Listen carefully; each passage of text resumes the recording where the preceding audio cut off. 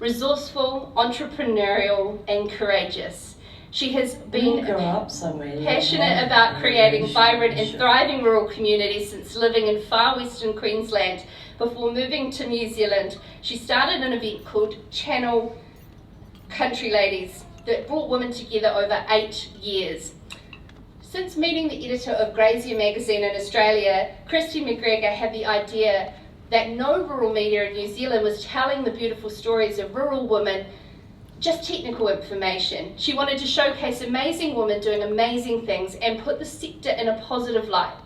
With no publishing experience whatsoever, in March last year, just as the world went into lockdown, Shepherdess magazine was born. Kristy McGregor lives in Horowhenua with her young family, and she joins us now. With me, Charlie, after the short video. When you grow up somewhere, you have a relationship to the land that is quite undeniable if you're lucky enough.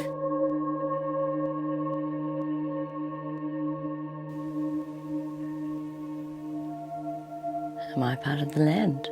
Is the land part of me? I'm not sure.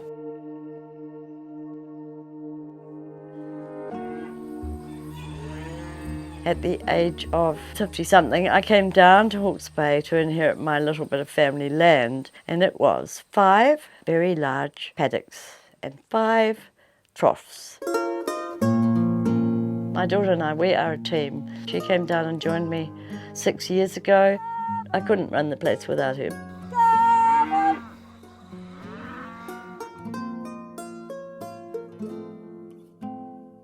We ride on the farm because we have to do our mustering, and we have a lot of horses, so we teach riding at the same time.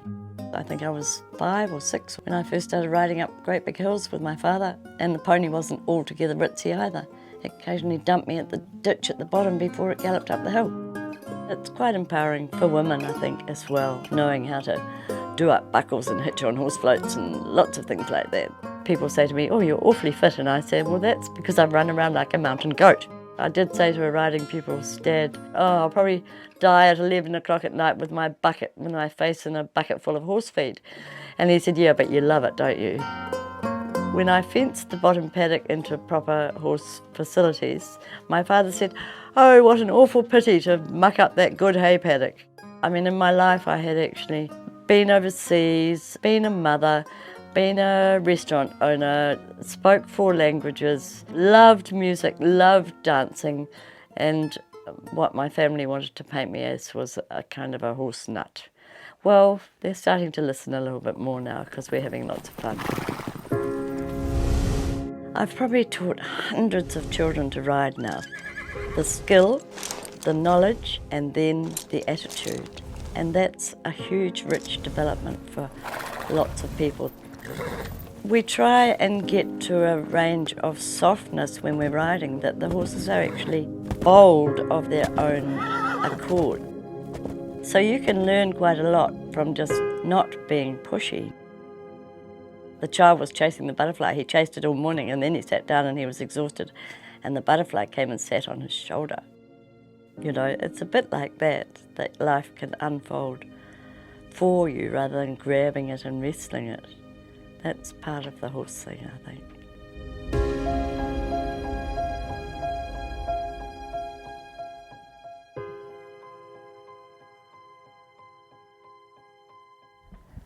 So that's Annie, and Annie is on the cover of our autumn edition. That's her story. So I should say, Tully's up with me. The last time that she was up the front with me, she did a massive poo while I was talking. And so one of the ladies was very kind in the audience and took her and changed her nappy. So if that happens tonight, hopefully there might be someone there. Sandra will do it, great. No.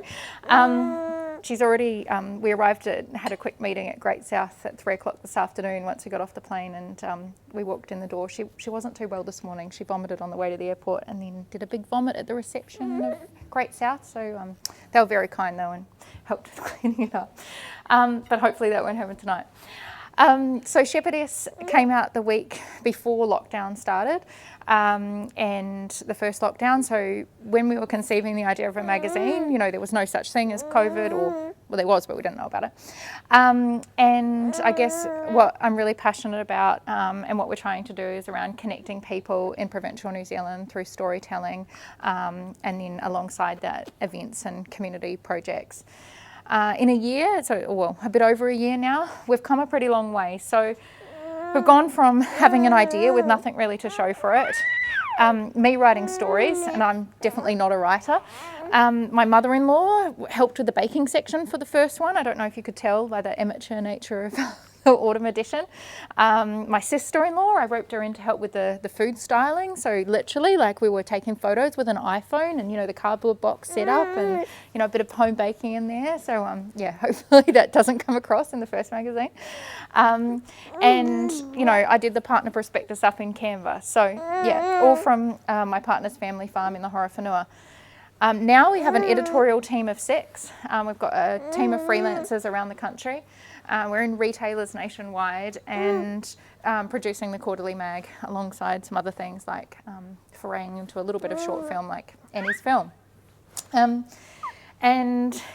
We launched our 5th edition. Autumn came out in March. Our 6th one goes to print in 2 weeks, which is a little bit daunting. And our last one had a print run of 7,500, and in about 300 retailers across the country, and 57 farmland stores.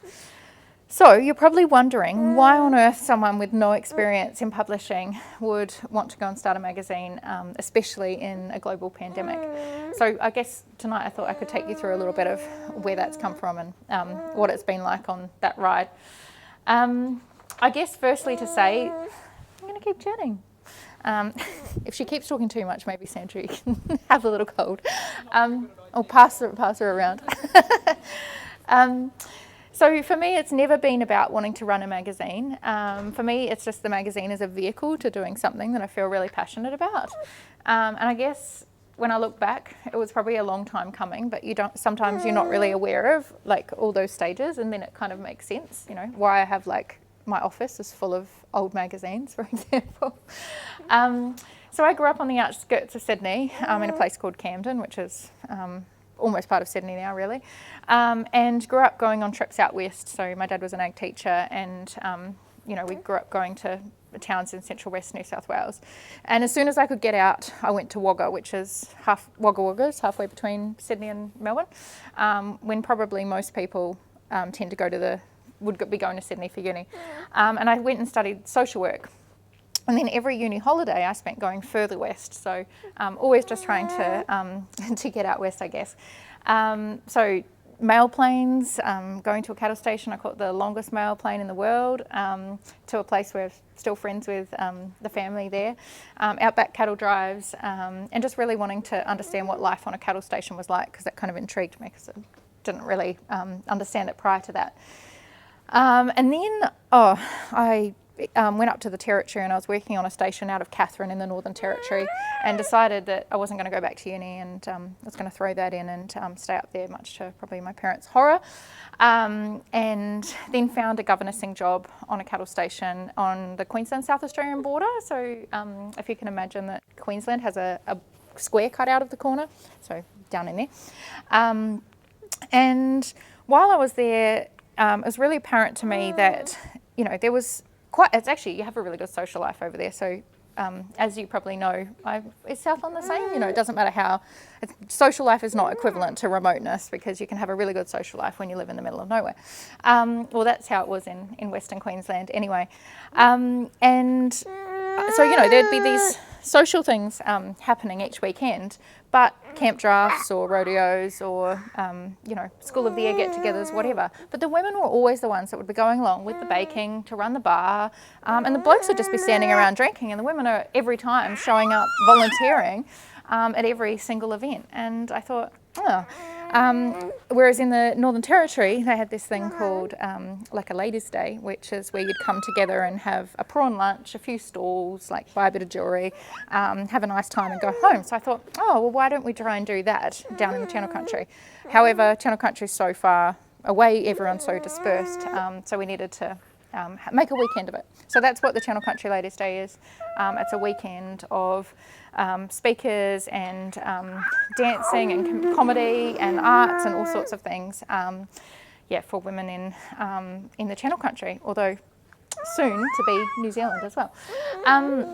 Anyway, so the first one we held, the hangar, it was in the hangar, the marquee pole snapped in half. You want to go and have a little cuddle with some folk so you're not too chatty? Is that okay? And she, I don't know. But apparently that's not as easy to get rid of, so I think you'll cute her and she's, yeah.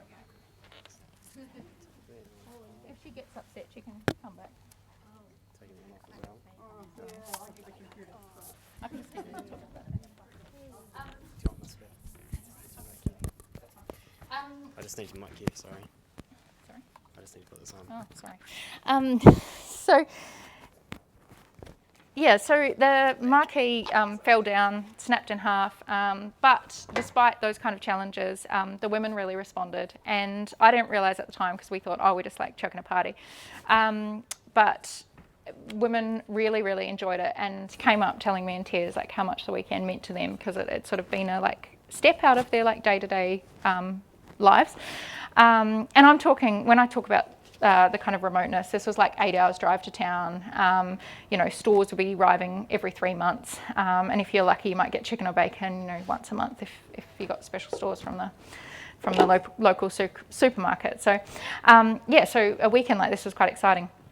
Anyway, it's grown since 2012 and now it draws 250 women, and it's happening in October again, and run by a volunteer committee, which I'm still involved with, but still with the same goal around inspiration and isolation. So it's around health and wellbeing, creative arts and personal development. And also access to health services, that's been a really key part. So anyway, I got to test my now Kiwi partner Mike out on the Ladies' Day by getting him along to be our tent guy, because the tent folk rung me. This was the second year that we'd done it, the week before we were having the event, and said, sorry, we can give you the tents but we can't drive the like 1,000 kilometres down there to bring them and set them up. So I had to like scramble around at the last minute and ask this guy that I just started dating, hey, could you come on this, like take a week off work, come on this 2,000k trip to go and put up tents, and he obliged.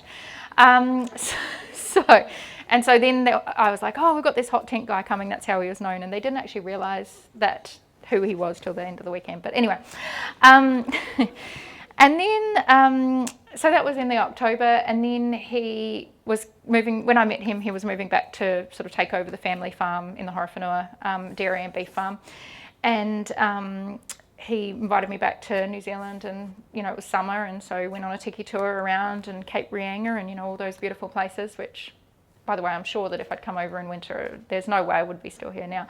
But because it was summer, it all was beautiful.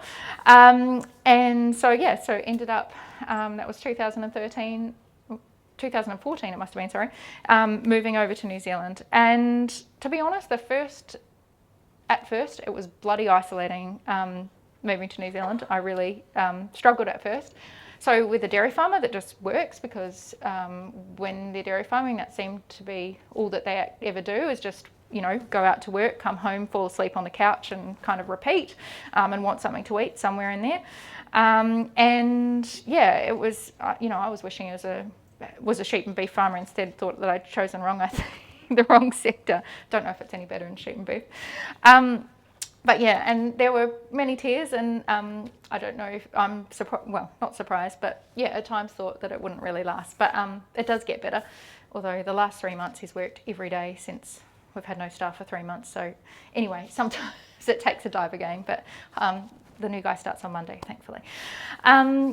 So when I moved over here, I realised that, so Horowhenua, where we are, we're on this beautiful, 700-acre farm, but, we've got lifestyle blocks all along the road, so it's definitely not rural in the sense that you guys all know rural. But there wasn't a sense of community. So I'd gone from like being in Western Queensland where there's this wonderful sense of community and people knew you when you went down the street and all that, to being where, you know, it was, that just wasn't there. And at the station too, in Queensland, we used to really love the arrival of the mail plane once a week, because you'd get the Queensland Country Life, the newspaper. It had a town and country section. There'd be photos in there of, you know, social things that have been happening. You'd be like, oh, that's what they were up to, and, you know, sort of recognise people, and just had that kind of community feel. And, you know, there wasn't anything that I could see anyway here, like, I mean, don't get me wrong, you get a lot of stuff in your letterbox, but not of the same nature, or sort of like touching on that social side. I found like the publications here are like very technically focused, and it maybe if there were women in them, it was very you know, women in gumboots and sort of in that role, not acknowledging that there's like 50 other 100 roles that you might perform or might have when you live on a farm, or are involved in the agricultural or rural sector outside of just like strictly you know, hands-on farming. And by the way, I mean, I don't think of myself as a farmer at all, so just to clarify, like, or, you know, even, I don't even know if I think of myself as a farming woman, but obviously there's many different hats you can wear when you live on a farm. So Claire is a friend, and she's the editor of Grazie Her, a magazine in Australia, which some of you might be familiar with. And we'd met through Channel Country Ladies Day. She'd come along as media one year. And it was I just had Hartley, he's now 2. So he was 2 months old. I was about to go back to work in Wellington. I was doing my master's degree, and Claire said to me, you know, we're having a chat and talking about this idea of starting something here. Which, I mean, shit timing really. But I think there's never a right time, and if there's a concept, I mean, there are probably bad times to do things, but like the Codex thing, but you know, if there's a good idea, you can't wait for it to be quiet. You've just got to take it and run with it. So we started an Instagram page called Grazie New Zealand, started the website, blogging stories, very basic, and then we called out for women to name their mag, and we're about to get headfirst into printing the magazine, and Claire said to me this was the Christmas of 2019, and she said she needed to focus on the Australian magazine, and was happy to be there as like a end of the phone, but, you know, sort of not boots and all in with me. So there I was, no idea what I was doing, and looking at, you know, staring at the magazine, but going, okay, I'm going to give this a go. So we didn't have all the flashy figures. Like, I'm sure when you start a business, you know, you're meant to know like the size of your target audience and, you know, all those kind of things. But we knew that women were looking for something quality reading. We knew what sort of look and feel, and this idea of, you know, connecting and encouraging connections, and this idea that women have many roles on farm, not just like raising calves, or you know, it could be governance, or, you know, even just being the sounding board, or, you know, there's so many different aspects to it. And I guess I was sick of assumptions re my role. So like the other day, for example, I had the neighbour questioning me as to why there was a chopper near her house and what it was spraying, and I said, oh, you know, I was at home on the couch and she's texting me, and I said, oh, look, I don't know, you have to ask Mike. Here's his number, you know, feel free to ring him. And she's like, you're telling me you have no idea what's going on? And I'm thinking, yeah, I literally don't. He could be growing pot out the back of the farm. I wouldn't have a clue. We reached out to partners, FMG, Farmlands, Beef and Lamb, and since then joined by Rural Women and Agri-Women's Development Trust, you know, as supporters to help us get started. We started taking the subscriptions from December 2019, and the first mag landed in March. And then it was lockdown, of course. So, you know, media had this ban around what we were and weren't able to do, so couldn't do photo shoots. Any way that I thought that you kind of build awareness of something, you know, like taking magazines to the hairdressers or to a cafe or whatever, all that was obviously not happening. I was working off my 13-inch MacBook, which my 2-year-old spilt a hot chocolate over a brand new one, which I just got replaced by insurance. Thankfully, FMG were good. So, you know, lost two laptops in the process of lockdown.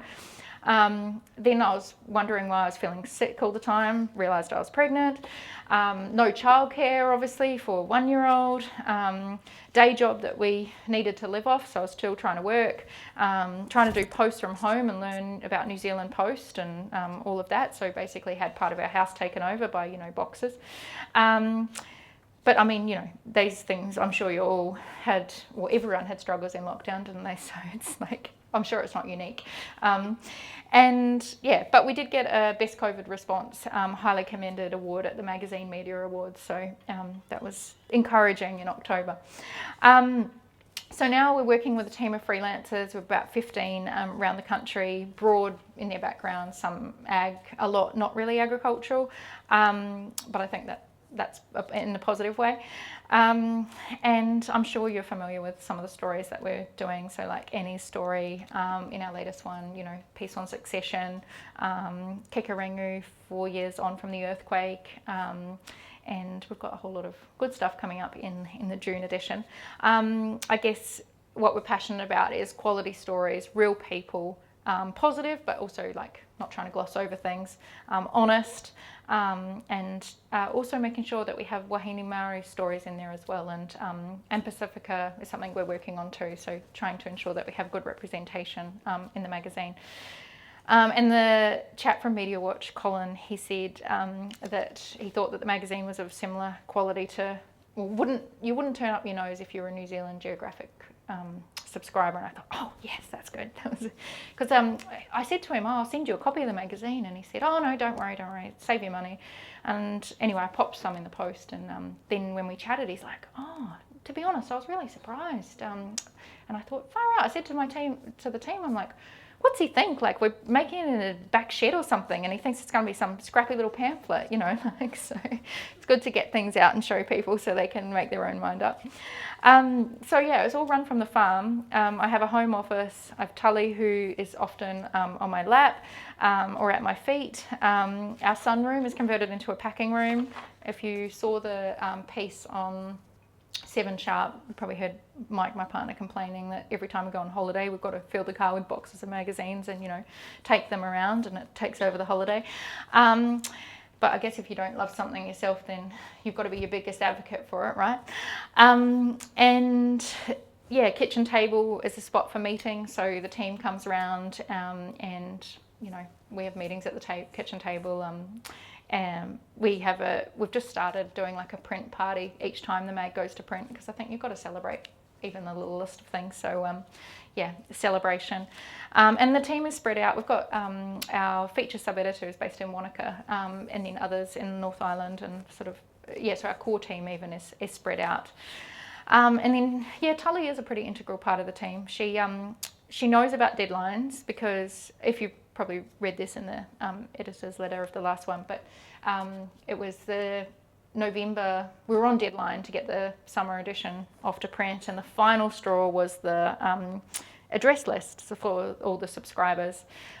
So, I was finishing that on a Thursday night. Mike wanted me to cook dinner. I was like, oh yeah, I'll do the dinner. Back to the address list, so I'm up till 10 p.m. and then like 4 a.m. woke up in labour, and then she was born by 10 o'clock. So she lasted till the last piece went off, so that was good. So I guess I didn't really, I don't really know what to expect. I mean, how do you know what to expect when you're like creating something like that? And you can have all these like ideas or plans or whatever, but I mean, you're just really learning as you go. You can't really have a fear of failure, because otherwise you'd never make a start, or you'd spend so long planning for something that you just like miss opportunities that are flying at you. And I guess we sort of take the approach, and I try and build this in conversations with the team all the time, is that constantly adapting and refining to make things better. So it's not going to be perfect right now. It's definitely not perfect the first time, but just continual improvement, and just trying to if we can't get it spot on this time, we'll just go again the next. So I really try and have that as a bit of a mantra through what we do. So I guess, what does it look like when you've got a young family and juggling a bit, running a business? And I'm sure that all of you will relate to some of these things. But oh my goodness, magazine publishing is definitely not a luxurious or what's the word, flash thing. It's definitely tough at times. We haven't got it perfect. I'm often up till midnight working, and I know like business coach would be like, oh, that's the most terrible thing. Kid comes down with a runny nose and you lose the preschool for a week, which is really frustrating. And classic kind of thing. I got a message from Mike's great aunt telling me that we're in The Guardian. There was just like a one-line mention. So I saw this and I called out to Mike, hey, guess what? We got into The Guardian, which I was really excited about. And then like 2 seconds later, I'm calling out to him, how do you get the wee off the train track? Because Hartley's there, like toilet training, peeing all over his train track in the lounge room, So these are the kind of constant kind of things. Oh yeah. Or worse, yeah. I had my photographer visiting the other day. One of them, luckily, she's like very understanding. Luckily, it wasn't like a formal business meeting, because we're sitting there having a conversation about magazine stuff, and then like she can see he's like outside, decided to go and do a poo on the lawn, because that's the place as well as the toilet that he thinks you go to the toilet. So anyway, at least it's outside. And I guess I feel lucky that compared to perhaps how sort of some corporate environments are, that, we have Zoom calls and, you can be breastfeeding or, have wet patch on your t-shirt, and sort of the team just kind of accept that, or, you just, I don't know, just make it work as best you can. And yeah, I guess because we've got, Mike's running the dairy and beef farm as well, with, like I said, 3 months where he hasn't even had a day off, which is totally outrageous, and I don't think that's a good thing at all. There's lots of balls in the air, but I do find that I do rely on him sometimes for just like little steers on things, or to be able to, bounce ideas about business sort of stuff, because he's quite a cut through the bullshit, gets to the point, and gives me like a little tip or a trick, and a valuable little word. And housework is just really difficult. It's a constant strain in our house. I don't know if anyone's got any tricks. Can you please come up and let me know what they are? Because that's something I find that we constantly sometimes butt heads over and gets neglected. Because I'd much rather, of course, you'd rather do a magazine than do housework. Well, that's how I feel anyway. So thank goodness for New World Delivery, and there is a thing called subscription nappies, and there's a thing called subscription toilet paper as well, and it's really good. Smart ass if you're wanting to find it.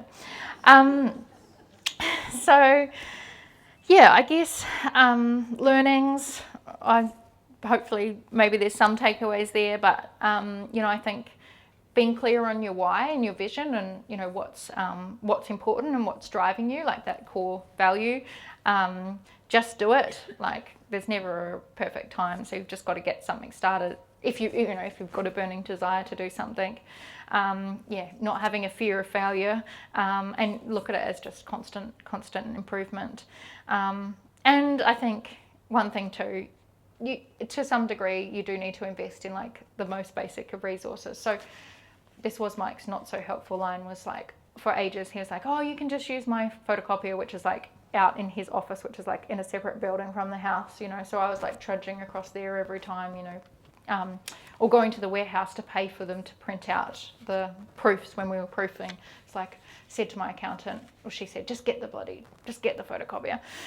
So finally got that, and it makes life heaps easier when it's all connected up. So I think sometimes there are some basic tools that can really help you out.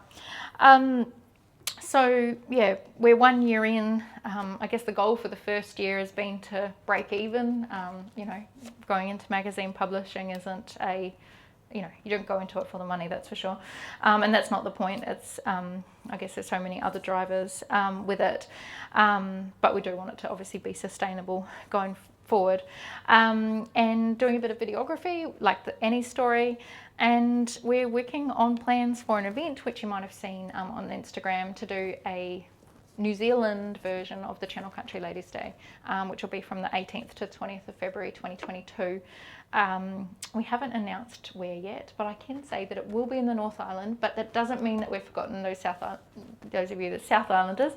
And yeah, I guess watch this space because we've got plans to bring it to South Island too. And yeah, I think, well, keen to hear story ideas always, so please keep them coming, and the feedback, because it is your magazine, so we want to hear what you like and what you don't like. And I guess to know that, you know, you can do anything that you set your mind to. And I would love questions, so can you please give me some questions? You can ask me whatever you want about magazine or otherwise. Yeah. Run away. I've got this roving mic here, so if you... Now, for those who ask questions, will get a free Shepherdess magazine. And I also have some more enticing Shepherdess subscriptions for a competition later on. So who's going to be our brave first question? What were you doing your masters in, and did you get it finished? Oh, they're two good questions. So, okay, it's a bit well, it's really hilarious, but so I have a Masters of Agriculture, and yes, I did get it finished, and I reckon that was harder than childbirth to get that thing finished. Because, so like Mike laughs because I don't really know anything about the day-to-day of the farm. Like I might help him with a little bit around the succession or, you know, that kind of stuff, but not ag as such, so that's why it's funny that I have this Masters of Agriculture. But it was more in rural sociology, and so I was looking at like people science, social science, and I did for like the thesis part, I did a case study looking at the Waimea Dam in the Tasman and looking at media's perspective, the voices that were coming through in the media around the issue of the Waimea Dam, and you know, looking at it in. I thought it would be an agricultural kind of debate, if you like, but it ended up being very much an economic debate and led by a council, really. So those kind of things. Yeah, but it was really, it was a very long slog to get that master's done. It took me ages, and it took me like 4 years to do it, which is embarrassing, but yeah, it was hard work.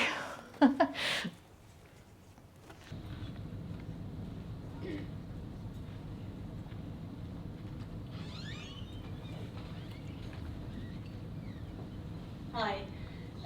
You said that you break even from the magazine. Does that mean you take a salary? No, so the goal for the first year in business was to break even, yeah, and as in that was not taking in a salary. So the goal for the second year would be to, well, basically, because I've been like doing the magazine plus juggling work as well to put food on the table, because farming, despite whatever sisters or others might think about farming, it doesn't put food on the table all the time. But I've just actually in the last few weeks told both the projects that I was working on that I'm not available and spending all my time on the magazine, so the pressure's on a bit, but yeah.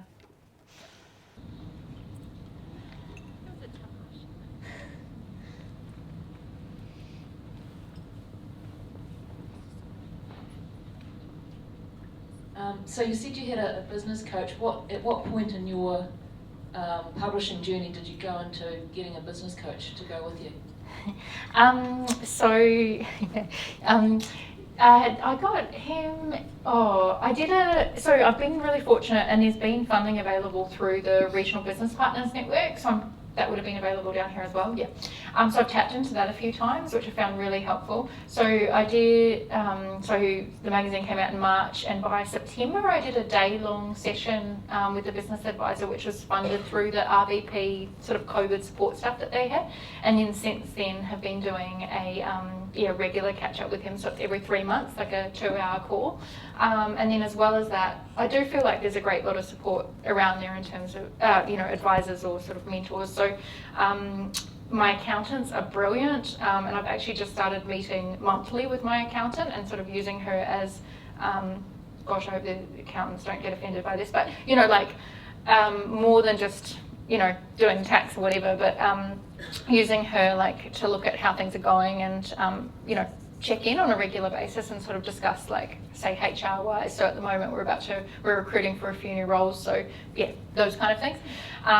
And I was doing business mentors, the business mentors program with a volunteer mentor, but I sort of felt like where the business was a year ago compared to now is quite different, so I've stopped that recently.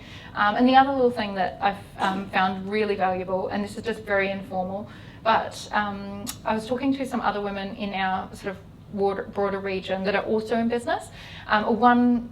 Particularly one young woman that was sort of new to business, and we were saying, wouldn't it be cool to be, you go to, again, excuse if this is offending anyone, but you go to these business after 5 meetings, they're all like grey balding men, and it's just boring, and you just like talk about the weather, and it's just not engaging.